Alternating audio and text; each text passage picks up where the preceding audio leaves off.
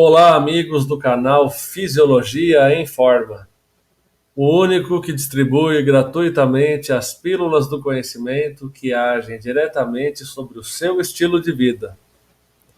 Então, a pílula de hoje tem encapsulado em si este conteúdo, que é o da epigenética. Eu sou o professor Dr. João Brinkmann e antes de versar aqui sobre o conteúdo do vídeo, propriamente falando, quero pedir a você que se inscreva no canal. Faça isso agora, já se inscreva no canal e ative as notificações para facilitar aí a visualização de vídeos futuros. Então, indo ao conteúdo do vídeo de hoje, para o qual inclusive não há uma segunda chance, nem mesmo tempo para novas tentativas aqui, então tem que sair de primeira. Vejam que, originariamente falando, partia-se do pressuposto de que havia uma unidirecionalidade na transmissão de informações ou no fluxo de informações potencialmente estruturantes de um organismo. No caso aqui, um organismo humano, que é o escopo do canal. Então, esse fluxo unidirecional de informações originava-se ou originaria-se e origina-se, na verdade, no genótipo de alguém, na constituição do DNA e nos seus vários segmentos, que podem ser transcritos em moléculas de RNA, e que nós chamamos de genes. Então, aí cada célula tem entre 20 e 22 mil genes.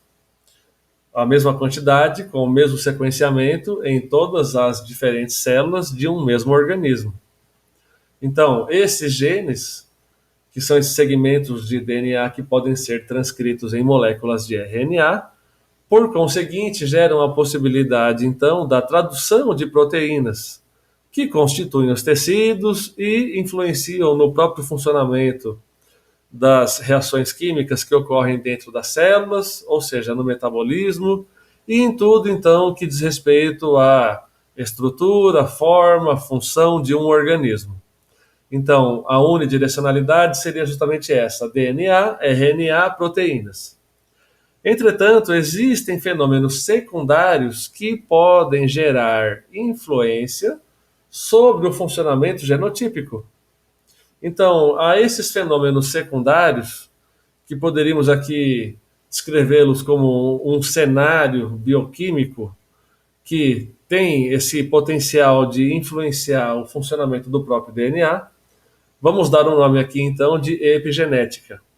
Então, se genética, você tem ali no DNA um fenômeno primário que leva à constituição das proteínas, você tem, então, na epigenética um fenômeno secundário que pode, por sua vez, então, influenciar o funcionamento do próprio DNA.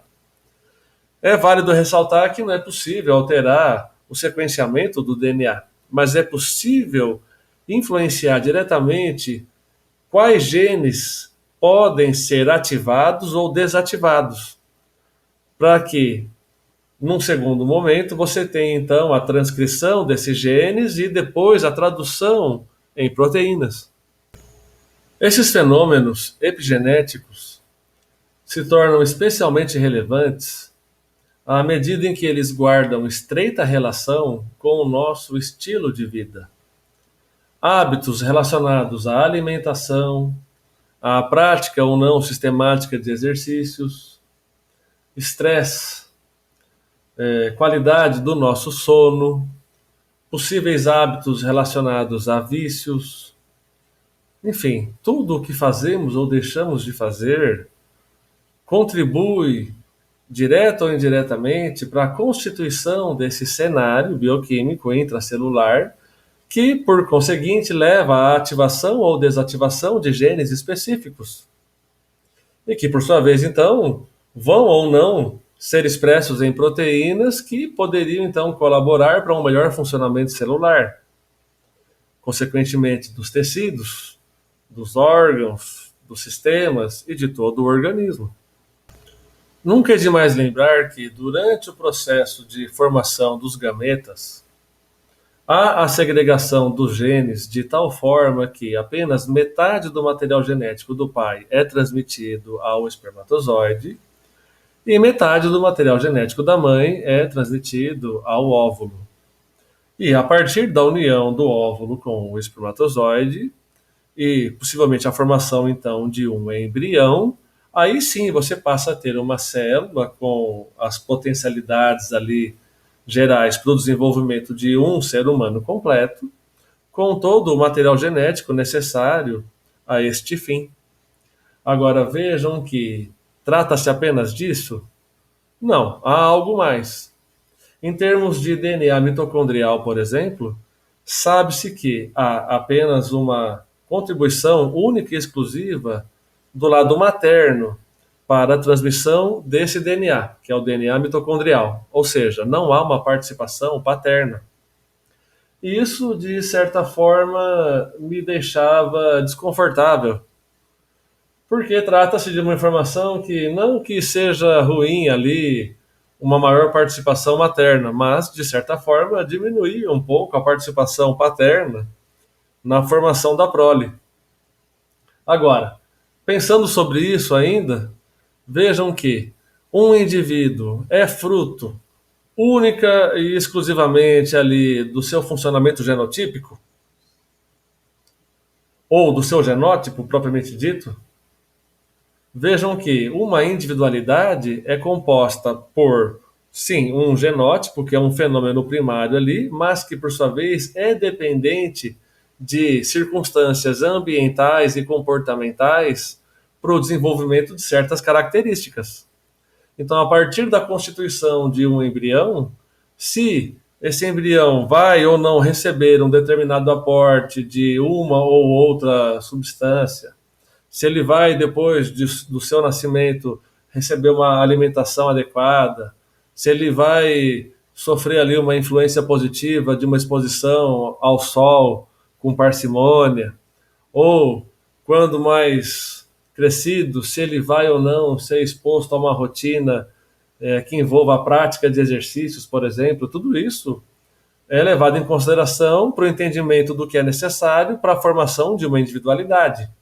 Ou seja, as características genotípicas e tudo o que acontece com elas a partir do nascimento de alguém. Então vejam que o comportamento e o ambiente é muito importante para a formação de uma individualidade. Então, aí entra a questão, de novo, do pai. Por quê?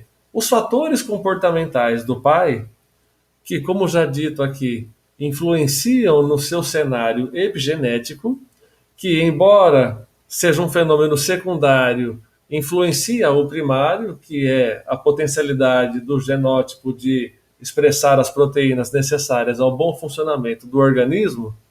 Isso pode, então, ser transmitido ao espermatozoide, em parte, pelo menos falando, e, por conseguinte, à prole. Então, isso pode ter, vamos dizer, um fundo positivo ou negativo, a depender do comportamento e dos hábitos do pai. Então, se for um pai sedentário, fumante, que ingere álcool ou é estressado e coisas do tipo, isso gera um cenário epigenético que, em parte, é transmitido para a prole.